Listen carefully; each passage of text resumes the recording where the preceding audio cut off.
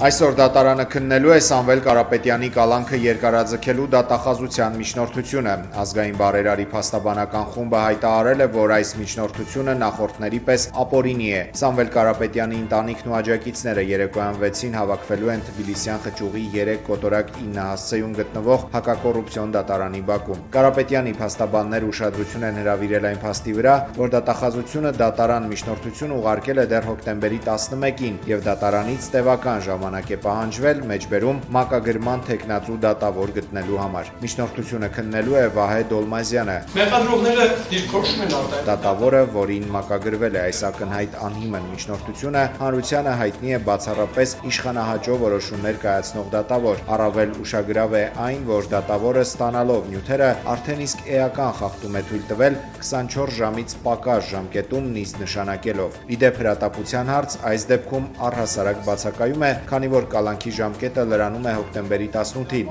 Այս գործողությունները եւս որևէ իրավական տրամաբանությունից դուրս են։ Սամվել Կարապետյանի նկատմամբ քաղաքական հետապնդման անվիճելի հանգամանքը հաստատված է։ Իրավունքների նման ծավալի կոպիտ խախտումներն ակնառու են եւ աննախադեպ, պնդում է Սամվել Կարապետյանի փաստաբանական խումբը։ Մեր ձևով շարժման անդամները հայտարարել են, եթե Կարապետյանն այսօր ազատ չարձակվի, մեծ հանրահավաք են հրավիրելու ազգային բարերարի ազատության պահանջով։